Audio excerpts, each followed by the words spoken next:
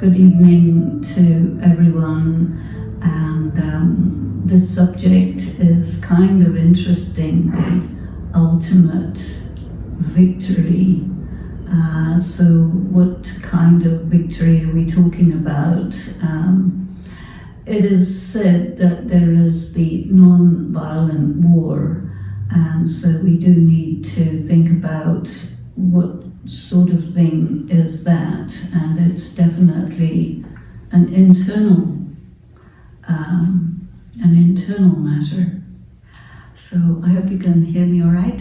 So this internal war is a war within the mind, within the heart, and it is something that you have going on, not all the time, no doubt, but there is different types of internal conflicts which take place.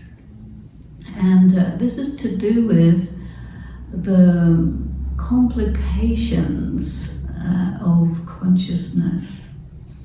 We are actually quite complex beings, and from a psychological point of view, the medical profession will look at you in a certain way, but from a spiritual point of view, we'll see it in a little bit different way.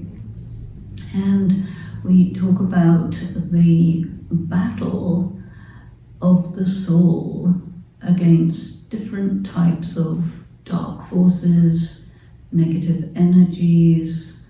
Karma is a very important aspect of this.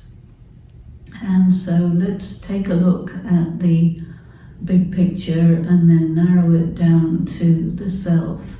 So in terms of the big picture, you have got humanity, all of humanity, which is dealing with the idea of negativity, the experience of negativity in daily life, and then also on the larger historical format.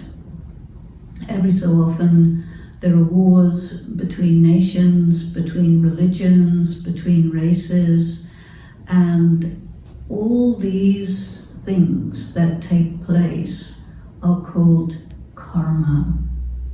So there is the idea of collective karma. So when you are part of a country which is engaged in war against another country, then you're somehow implicated and it affects you. If it's a war of religions, then if you're part of one religion which is against another religion, you're implicated in that. If it's a race war, then whichever race you are in, you're part of that, you're implicated, and it creates karmic bondages and karmic debts. So any kind of man's inhumanity to man cloaks up a debt and creates a shadow of negativity over the face of humanity in general and people in particular.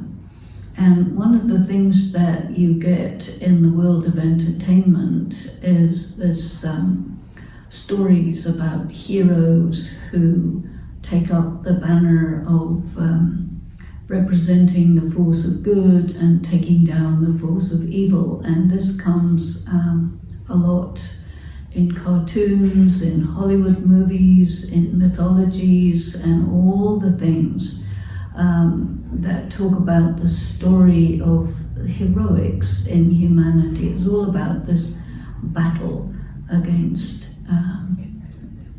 the force of evil by some individual or small group of individuals. So the story always seems to be quite unbalanced, that one side is just very few and the other side is very many, but whoever is on the side of good will win. That's the story. It doesn't always necessarily happen like that, but that's the story. And when we're talking about the ultimate victory, we want to prove that that story is correct, and that if you are on the side of goodness, the side of righteousness, then you will win, and you have to play a hero part as the one who actually faces negativity and takes it down. So then how does that play out on an individual level? And where does all this negativity come from? Because it has to come from somewhere. It doesn't just come out of thin air. So when you study about spirituality and meditation, then you learn about all these things as they apply in terms of the collective, the humanity, the human story, and also on the level of the individual. So we are concerned about ourselves as individuals and about the different experiences that take place within. There are many days where you feel really down or depressed, or you may feel angry, antagonistic, everybody's against you, you're against everybody. That happens. You could be in a time when nothing goes right and nothing works out, and that can make you feel really rather unhappy, sad, and you also experience injustice, different types of injustice, and all of these things will take space in your mind and can bring you out of balance and also out of proportion. So, generally speaking, if somebody tells you something, you expect that they're telling it to you correctly, truthfully, accurately. But when a person is out of balance and their feelings are out of proportion from what's really going on, then they'll tell you the wrong story. And then later on you find out, oh, that was an exaggeration and you took it for real. But then you have to retract your response to it, and that's just the way it has to be, because, if somebody tells you something dramatic, it may be true or it may be false. And if you assume that it's false, then you may actually not do what you need to do in a situation like that. And if you assume that it's true and it's actually false, then you put yourself in a position where people will say, oh, you got taken for a ride. So it's not so easy. But I think in general, it's probably a good policy to listen to the messages that are coming and try to check if it's for real or not. And I think sometimes it's a good idea to take it seriously. Now, when a very negative feeling comes into you, and it doesn't seem to come from any reasonable source, you sometimes think there's something wrong with you, that where did this feeling come from? And sometimes it is something from maybe a few lives ago. It can be some negative thing that comes up to be settled at the time when it comes up to be settled. And you will experience this in the form of an inexplicable negative feeling.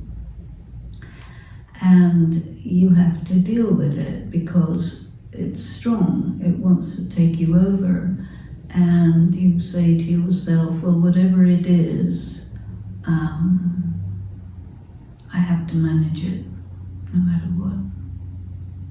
So a good idea is not to spend too much time asking, why is this there? Because you lose a lot of time and energy for that.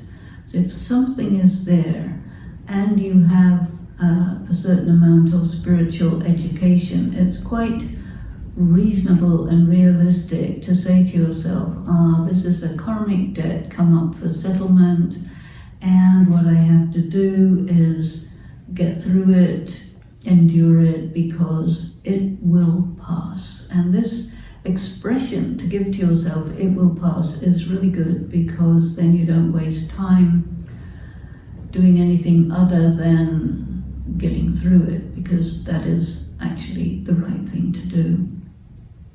Because if you try to fight it or make a big deal out of it, then you actually increase it, and then you have to have more difficulty, more suffering than you would have if you just simply just get through it. And you get experienced with this, and you say, okay, it's just a matter of getting through it. This can sometimes happen when you experience illness. And there are many, many different kinds of illnesses today. Of course, the most famous one at the moment is the COVID-19, which is the pandemic, and many, many people are afraid of it. There's a lot of conspiracy theories about it. Many people get it without symptoms. Some people get it with very severe symptoms. And if you have underlying health issues and you get it, then it can be fatal. And there are many who have died from it, quite a lot who have recovered from it, and maybe quite a lot who don't even know that they had it. This is the nature of this virus. But whatever it is, if something like this or any other illness comes, it has an effect on your body, but it also has an effect on your mind. And so with the help of the medical profession, you can take whatever measures are possible and suitable to mitigate the illness.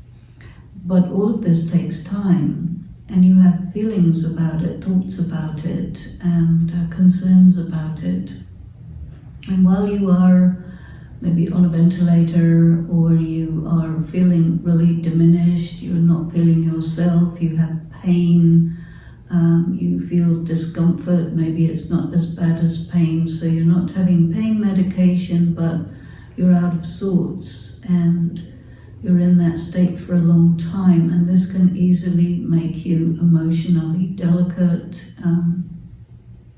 Maybe you feel that your needs are not being met, people are not taking care of you, you start to feel your feelings much more acutely than when you're well. And so if you are a person who's a meditator since a long time, you would have accumulated spiritual power which helps you at such times, and you're able to get through those periods, which can be very long, but without really breaking down or without it overwhelming you and getting the better of you. And this is what that inner war is about. And when you are a good warrior, a good spiritual warrior, I think one of the interesting signs of this is that you don't really engage with whatever is opposing you, but you work with it. Because when you engage with it and it becomes an adversarial relationship, the suffering, the discomfort will increase and intensify. But if you manage it in a different way, by working with it, by flexing with it, by allowing it to be there and enduring it and accommodating it and managing it, it's able to, as it were, do its work undisturbed by your opposition to it. And then the karmic account is settled with the least possible disturbance, and you're also able to manage it without getting overwhelmed. So a person who prepares themselves for any eventuality by doing a spiritual practice is actually making a very good investment in case of difficulty that can come up anytime, and it does come up. definitely it comes up. No one is exempt, because every one of us has either done something against our conscience, or we have allowed someone else to violate us or get through or get in and damage us somehow or the other. And in both cases, it creates a karmic debt. And in both cases, there's a wound in the soul, and that will come up for settlement. It'll come up for healing and achieving this state of freedom from that unprocessed wound or negative action. Takes the form of inner suffering, hardship, disturbance, and dark time. And the most powerful way to manage it is by your power of endurance. And by power of endurance, I mean that your threshold of pain, your threshold of discomfort becomes quite high, and you're able to hold it for as long as it's there. You're able to bear it, and then it passes away. When we react, when we resist, when we start fighting against it, which is totally normal, totally natural, but it makes it worse. And so for a person to have that understanding as well as that inner power to not resist when all the things of your being say, we've got to fight against this, and actually that's not the best way to win. To win, you have to be a person with the idea that I am already victorious. Now, the present time that we're passing through seasonally is the time of the festival of Diwali, which is the festival of lights. And this is a symbolic festival from India, which describes what happens after the victory. And so before Diwali, there is the actual destruction of the forces of negativity, and before that there are the 9 nights of the Shiv Shaktis. So this is actually very interesting, because the Shiv Shaktis are really the ultimate warriors. So these are women who have enormous power, and they are shown with lots of arms, and in their hands they have quite fearsome weapons, and their faces are very serene and smiling, and some of them they are riding lions and tigers and pretty dangerous animals, but they seem to be quite comfortable on there. And then there are others who are trampling on animals and on demons and so on. So these goddesses are pretty fierce, and it's symbolic of this ultimate warrior that we're talking about today.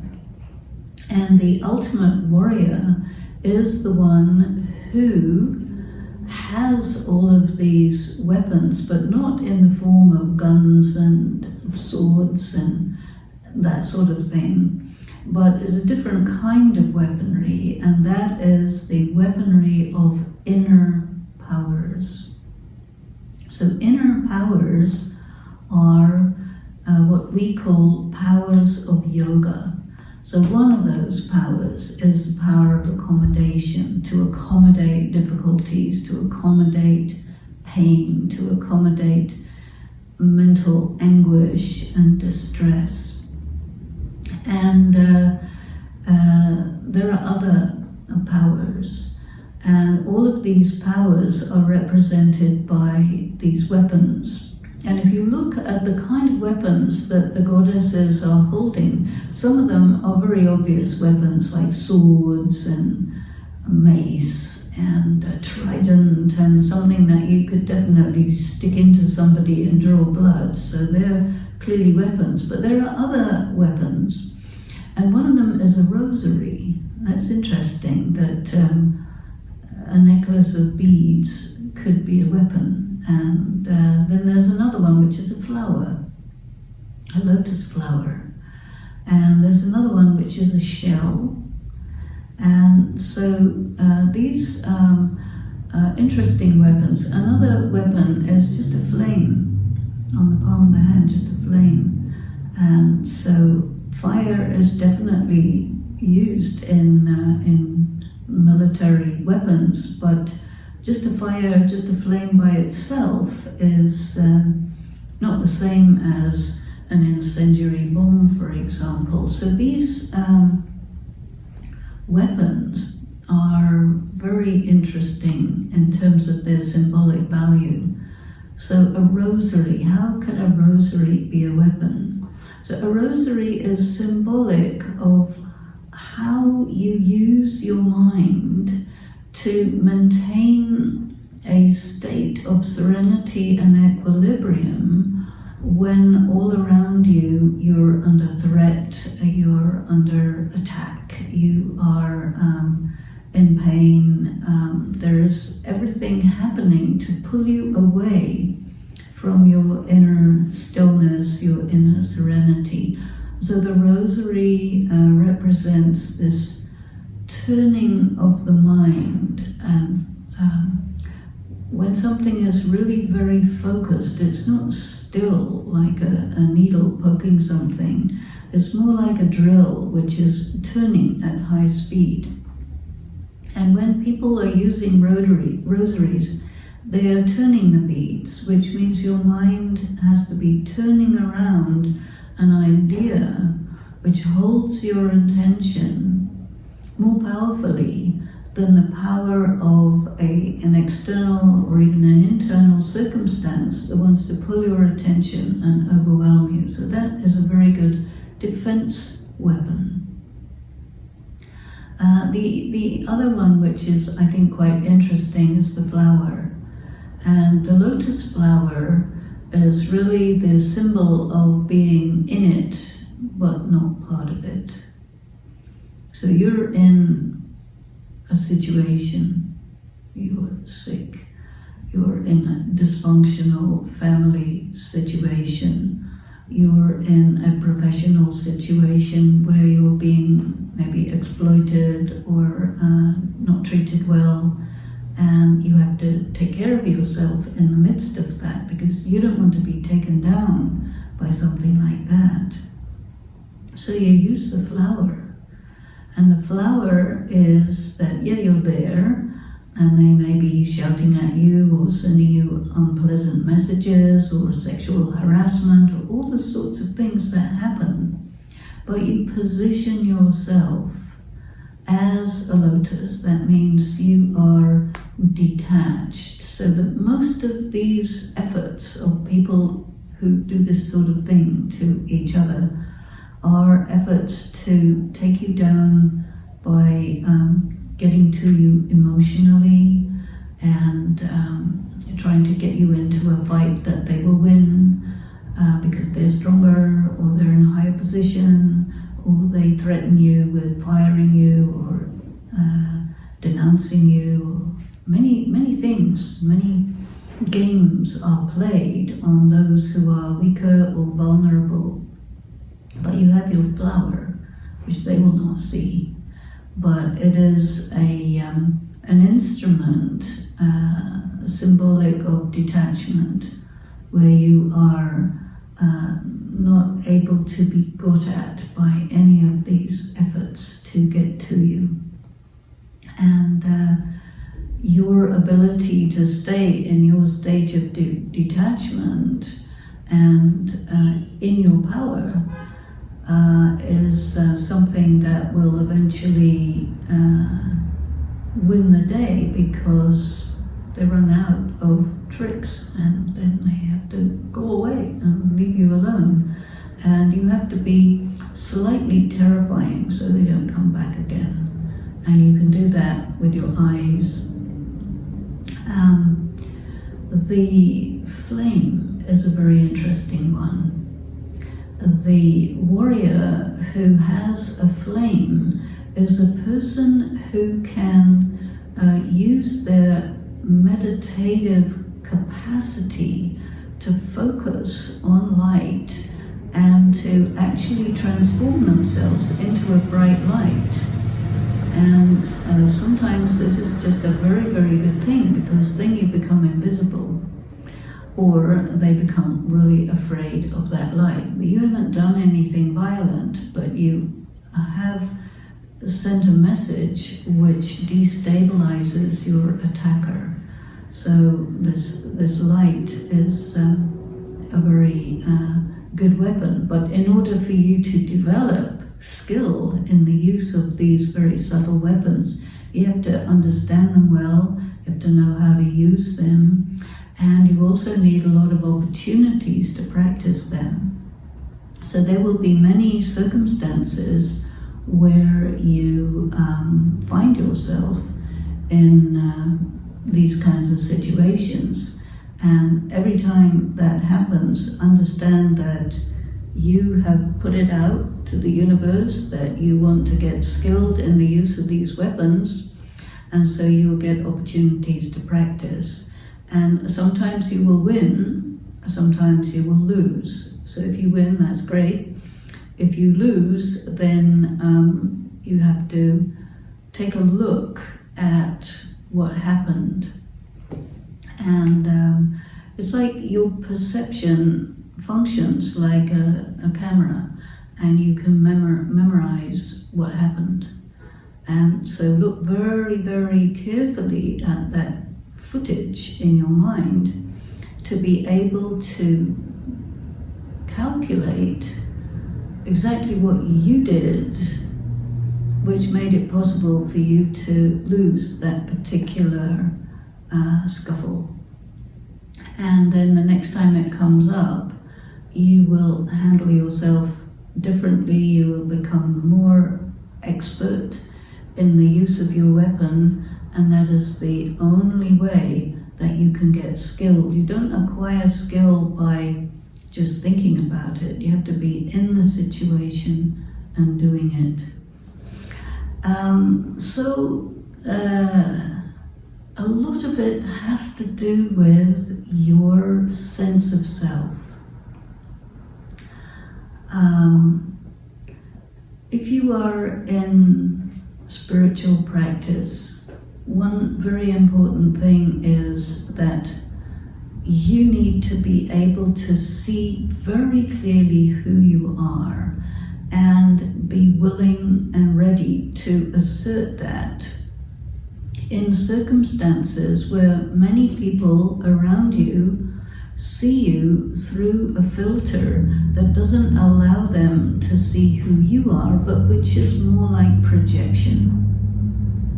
And so it's very important in the nonviolent war to understand when someone is projecting their preconceptions on you and they see you as something low, something they don't like, something that is connected with their prejudices, and you may somehow be someone that they're prejudiced against. They won't say it, but you have to be able to understand what's going on, because there are a lot of games that happen. And the games are that people will say one thing, but they will have some other thing going on the inside. They have a different agenda, they have a different motivation, and so they will attempt to manipulate you, to deceive you, to get you to put yourself in traps or to trap you, and you need to be very discerning. So the third eye is a very, very helpful weapon, and the third eye is like a power of discernment, where you're able to pick up the difference between what someone presents as being the reality and the vibration going with that says there's a dissonance here, And so that means that that person is lying, that person is misrepresenting themselves to you, that person has another hidden agenda, and your third eye is a good weapon because you can see what their hidden agenda is. So then instead of responding to what they want you to respond to, you respond to the reality. And when you're responding to the reality, then you're in your power and the circumstances are under your control because you didn't get deceived. And so especially in spiritual practice, you get a lot of tests of deception. And spiritual practice is done in the context of society.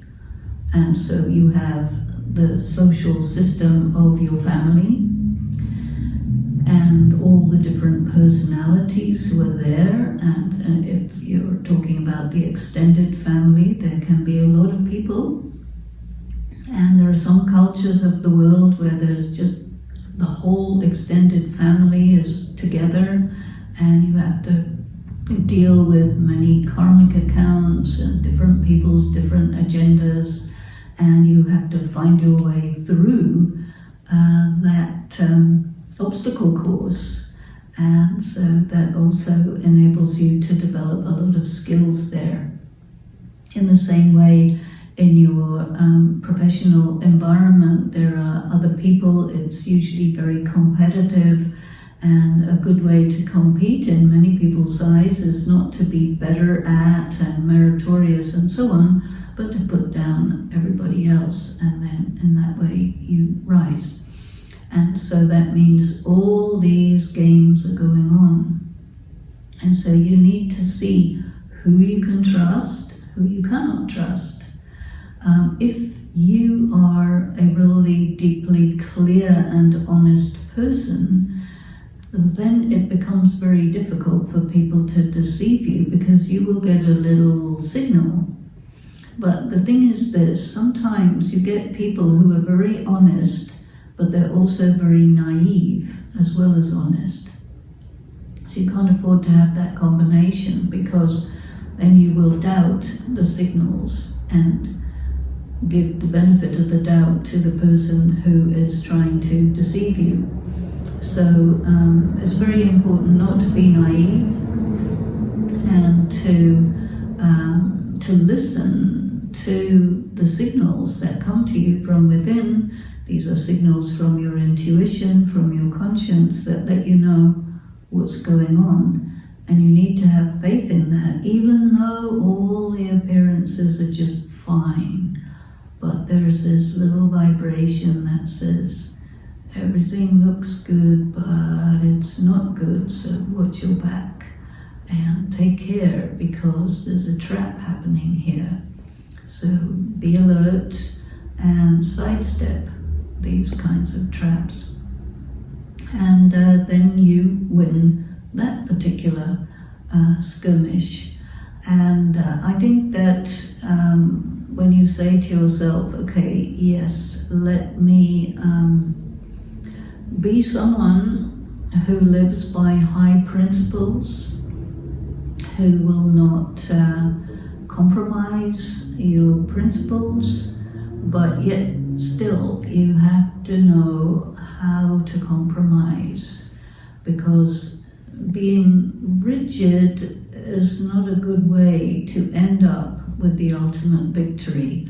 So there are certain kinds of compromises that are needed, and the compromises are within a range so that you remain true to yourself and you don't betray yourself. And this is also a very important characteristic of the warrior who has the ultimate victory, is you do not betray. You have like a line or lines which cannot be crossed, and these are very clearly defined, and they're very helpful to have these lines that are connected with your principles by which you live. Because if someone wants to take you over or trap you or make you vulnerable or take advantage of vulnerability, that person will invariably try to get you to accept something that is not acceptable to you. And so when you find yourself in that situation, you have to be willing to not go there and realize that they are going to mock you and ridicule you and so on, because you can be dealt with that way if you are sensitive to mockery and ridicule and all this. But it's all part of the game, and then you need to use your power of this is me, this is what I will do, this is what I won't do, and if you don't like it, have a nice day, and that's it, and okay.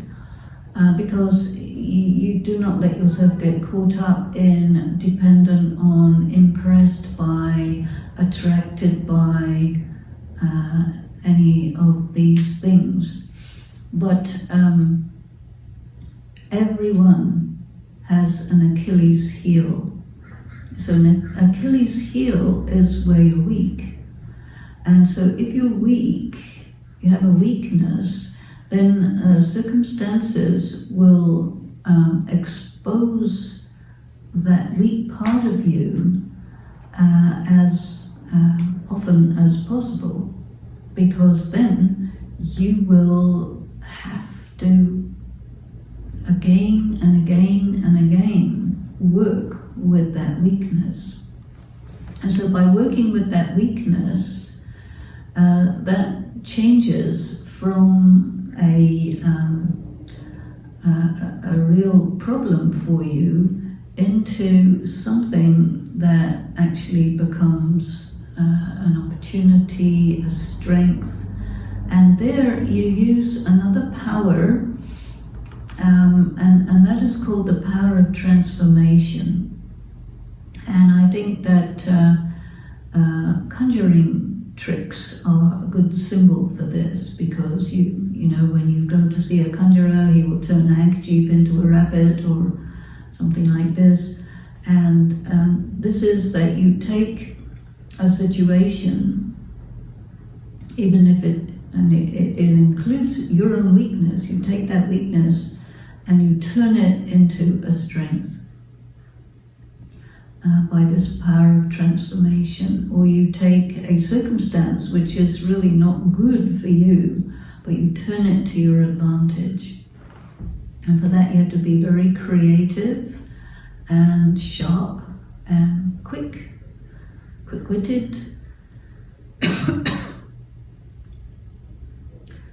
And then you win. These weaknesses, susceptibilities, self-doubt, not realizing your value. Maybe you've had many years, people have diminished you or denied you your rights, denied you opportunities that you have a right to. And there is a lot of this that goes on in the world. And many people, they accept that and they absorb it, and then they lose themselves in all of that.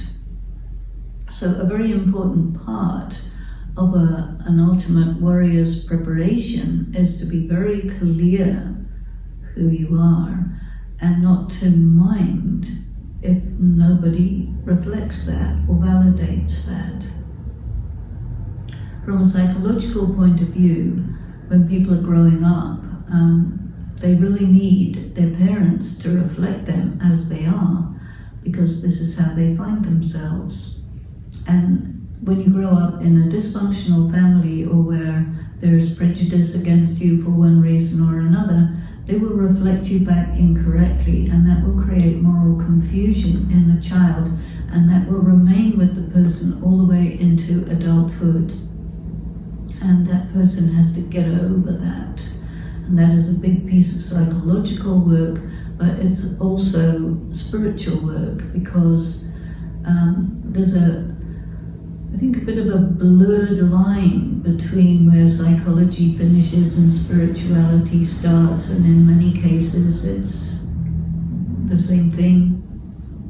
But definitely to see yourself as who you really are is, I think, probably beyond the psychological side of things, because psychological work means you want to come back to normal, but spiritual work is you want to transcend the ordinary, you want to transcend the everyday and find a dimension of yourself which is greater than the normal.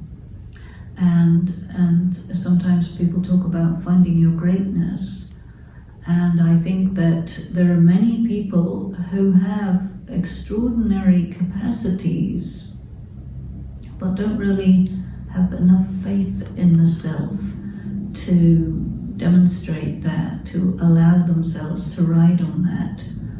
And so there are many situations where you need to achieve victory, because every time you achieve victory in any situation, it helps you to accept your greatness. It helps you to accept that whatever people were saying about you is absolutely nonsense, and that you are someone with power, with talent, with value, with importance. You have a great contribution to make. And if we wait for somebody else to tell us you're wonderful, marvelous, and fantastic, that probably won't happen. Or if it does happen, maybe flattery, and that's not going to help. So by your accomplishments, which reflect you back to yourself, you also achieve another kind of weapon, which is a kind of faith in yourself. For a person in spiritual practice, the relationship and connection with the divine is very important. And when we do meditation and study spirituality, what we're looking at especially is the self as an invincible, immortal, eternal soul, a being of light who cannot be destroyed. And if you know that you cannot be destroyed as a spiritual being, and you identify yourself with that extremely powerful, real, invincible but intangible aspect of yourself, then that's a very important weapon right there. And the soul may be weak, no doubt. There is weakness in souls. A soul may be damaged, corrupted, many things. But what is meditation for? Meditation is to restore the soul to its original pristine condition. And that's really wonderful, because sometimes people think that once they're damaged, that's it, you can't get undamaged. But because the soul is eternal and immortal, it means it has to be repaired, because it can't just stay eternally out of order. No. Any disorder, any disturbance, any damage that happens to the soul can be repaired, but how? Your doctor will not do that. Your mechanic will not do that. This is out of that range. The soul is non-material. The soul is spirit. The soul is the deepest part of yourself. And so in spiritual practice, it means the soul connects with the divine source.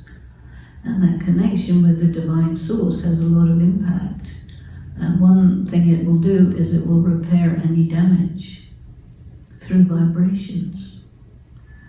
And vibrations are very interesting, because anything which is integral and intact has a certain vibration, and if it gets damaged, it's a different vibration. So you can actually restore it to its original condition by this resonance. So when you're in meditation, you're in the consciousness of yourself as a spiritual being, and you come in resonance with the divine power, and this alters your condition and brings you back to your original pristine state, which means all the damage gets repaired. And so you need to give time to this, because you can't repair all the damage just like in 5 minutes. No, it takes many days, and you do it a little bit at a time, and you intensify and heighten and make your connection and your ability to take that powerful influx of vibration and spiritual energy, and slowly you build it up, and you get to be one mighty force as time goes by. And this is the sign of the ultimate warrior, is that he doesn't have to do anything. He is victorious in advance of any fight, because any situation that comes to you, whether it's from the inside, whether it's a settlement of karma, or whether it's an attack from the outside, or anything, you're skilled in all the different aspects of that non-violent war, and so you say, yeah, come, and you play with those oppositions, those shots, and it becomes like a sport, and you become like an expert swordsman, an expert at shooting and sending arrows and creating fire and becoming bright light, becoming independent, becoming free, becoming soft, becoming so fast nobody can find you, and just reflecting truth. And there you are, the ultimate warrior. And this is symbolized by these goddesses.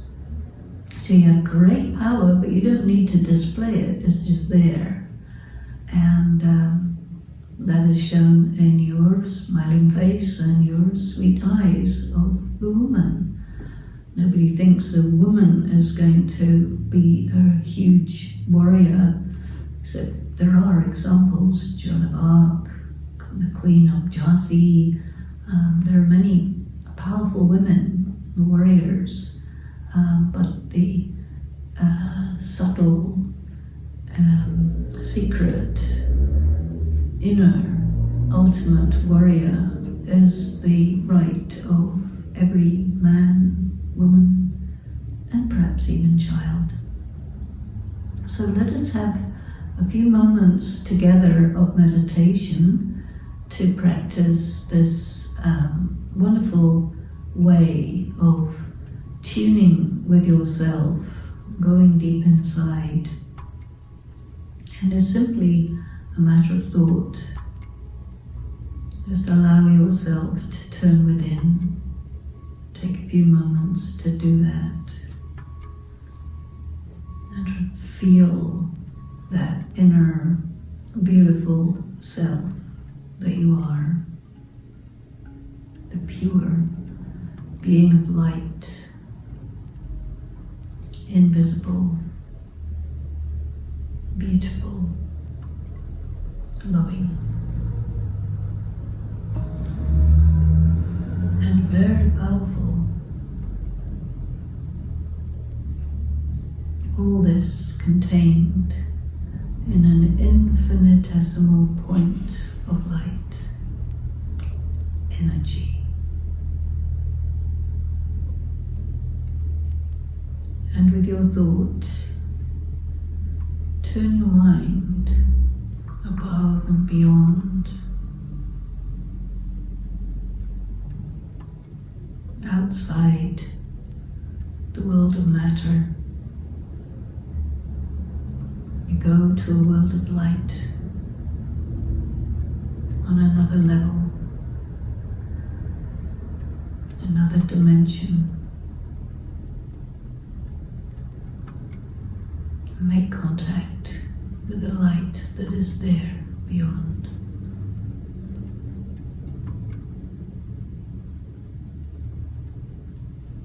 Point to point with a ray of light connecting the two. This is yoga.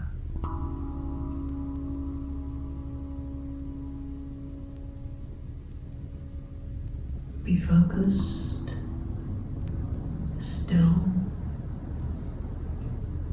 light.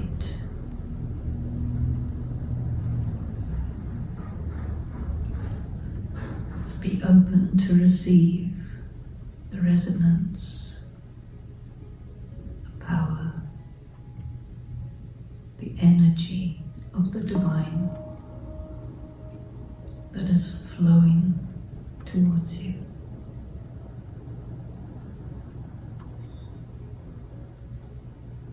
Feel that resonance. Become part of it. Let it be part of you.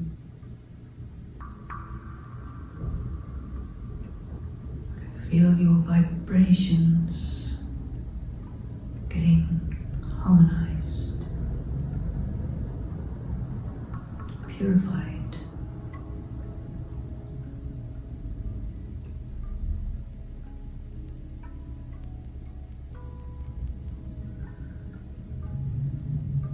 And you feel yourself to be more real, different. You found yourself. Don't let yourself go again.